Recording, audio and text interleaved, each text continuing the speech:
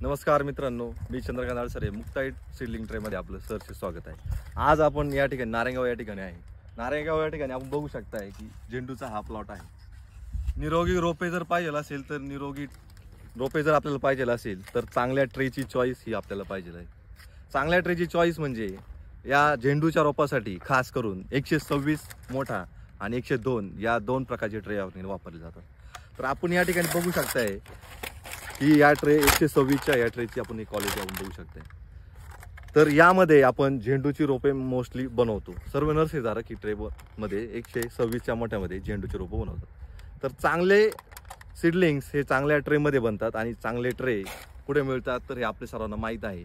तर आपल्याला हे ट्रे पाहिजे असतील तर मुक्ताई सीडलिंग ट्रे मध्ये आपण संपर्क करा। धन्यवाद।